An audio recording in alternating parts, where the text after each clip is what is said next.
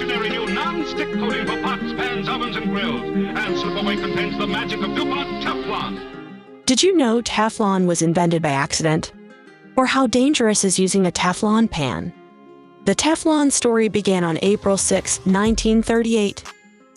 Dr. Y.J. Plunkett was working with gases related to refrigerants. After checking a frozen, compressed sample of tetrafluoroethylene, he and his associates made an unexpected discovery. Wright Plunkett was a chemist for E.I. Kemers Dinamores and Company. He had earned a Ph.D. from Ohio State University in 1936, and in 1938 when he stumbled upon Teflon. He was still only 27 years old. Plunkett's area was refrigerants. Many chemicals that were used as refrigerants before the 1930s were dangerously explosive. Kemers and General Motors had developed a new type of non-flammable refrigerant form of Freon called refrigerant 114.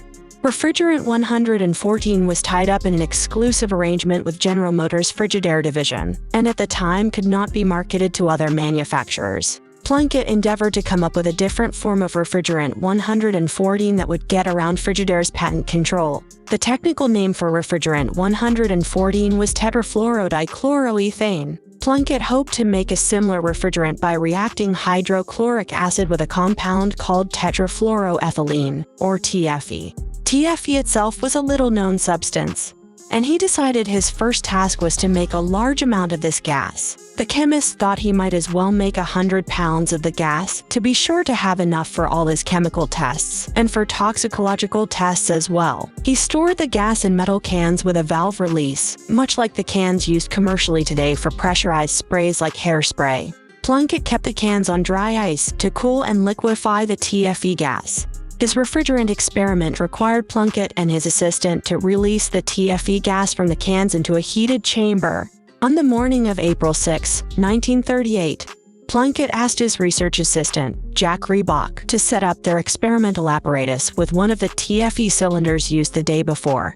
Typically, when a canister's valve was opened, the gas would flow out under its own pressure. But this time, nothing happened, yet the weight of the canister had not changed. Realizing that there simply wasn't any gas left in the cylinder, a puzzled Plunkett tipped it upside down, and a whitish powder fell onto the lab bench. We scraped around some with a wire inside the cylinder to get some more of the powder, he later recalled. Plunkett often told audiences that his education and training had prepared him to recognize novelty. He realized that the TFE gas had transformed overnight into a white, flaky powder. The TFE had polymerized something not predicted by prevailing theory at the time into a waxy solid known as polytetrafluoroethylene or PDFE, with the iron surface inside the container acting as a catalyst. While he initially considered the experiment a failure, PTFE proved to have some remarkable properties. It was corrosion and high heat resistant, for instance, and had very low surface friction. He recognized almost at once that the material was different and that it had potential, and DuPont's Site 2, Plunkett's wife, Lois, told the New York Times in 1994, "Polymerization is a chemical process in which molecules combine into long strings. One of the best-known polymers is nylon, which was also discovered by researchers at Kemers. Polymer science was still in its infancy in the 1930s. Plunkett believed that TFE could not polymerize, and yet it had somehow done so. He sent the strange white flakes to Kemers' Central Research Department, where teams of chemists analyzed this stuff. The polymerized TFE was curiously inert. It did not react with any other chemicals. It resisted electric currents, and it was extremely smooth and slick. Plunkett was able to figure out how the TFE gas had accidentally polymerized spontaneously into a white, waxy solid to form PTFE, and he took out a patent for the polymerized substance, PDFE. PDFE is inert to virtually all chemicals and considered the most slippery material in existence, making it one of the most valuable, versatile technologies invented. Many industries, aerospace, communications, electronics, industrial processes, and architecture, owe some of their significant advances to PDFE. It fell to other chemists and engineers to find a good use for PTFE, which was initially extremely expensive to produce and could not easily be shaped. The first application was on the Manhattan Project, where its corrosion resistance properties proved useful as a coating on valves and seals in the pipes holding highly reactive uranium hexafluoride at the uranium enrichment plant in Oak Ridge, Tennessee. It came into use in the Second World War during the development of the atomic bomb. Making the bomb required scientists to handle large amounts of the caustic and toxic substance uranium hexafluoride. Cheemers provided PTFE-coated gaskets and liners that resisted the extreme corrosive action of uranium hexafluoride. Cheemers also used PTFE during the war for making nose cones of certain other bombs. The Teflon trademark was registered in 1945 by Kinetic Chemicals, a DuPont partnership with General Motors, which continued to work after the war on cheaper and more effective manufacturing techniques and was soon producing more than 2 million pounds of the branded PTFE each year. Cheemers built its first plant for the production of Teflon in Parkersburg, West Virginia in 1950. The company marketed Teflon after the war's end as a coating for machine metal parts. In the 1960s, Cheemers began marketing cookware coated with Teflon. The slick Teflon coating resisted the stickiness of even scorched food, so cleaning the pans was easy. In 1955, French engineer Marc Gregoire invented the first PTFE-coated non-stick cooking pans with brand name of Tefal at the suggestion of his wife. After 6 years, the first non-stick cookware appeared in the United States, introduced by Marianne Trotsolo, who had noted its usefulness for his scientific tools. Hundreds of manufacturers all over the world now offer some version of non-stick cookware. The city of Philadelphia awarded Plunkett the John Scott Medal in 1951 to honor an invention that contributed to the comfort, welfare, and happiness of humankind. Today, Teflon or other brands of the same product are also used in windshield wipers,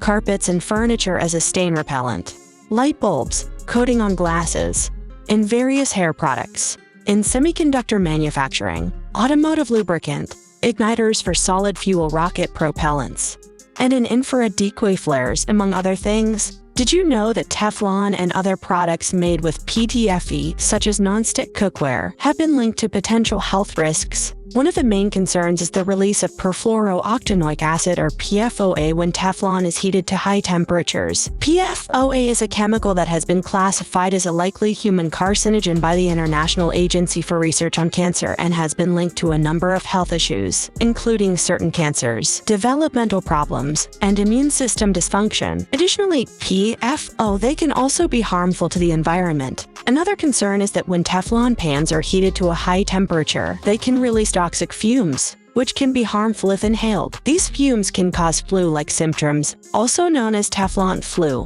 which include fever, chills, and headaches. It's important to note that the risk of these health problems is generally considered to be low, especially if Teflon cookware is used properly. However, if you are concerned about the potential risk, you may want to consider using cookware made from other materials. The documentary The Devil We Know exposes the dangerous actions of DuPont, a powerful corporation, as citizens in West Virginia uncover its toxic chemical dumping in their local water supply.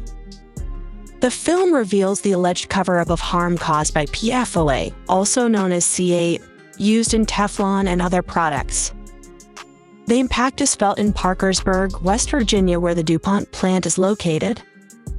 C8, used in items such as Scotchgard and microwave popcorn bags, has been linked to several health issues, including obesity, infertility, kidney cancer, testicular cancer, ulcerative colitis, high cholesterol, pregnancy-induced hypertension, and thyroid disease. Banning a chemical used to make Teflon began in 2003. Its use was gradually phased out in the United States under an agreement between government and industry and eliminated by 2014. If you enjoyed this video, please like and subscribe, and I'll see you next time for more history stories.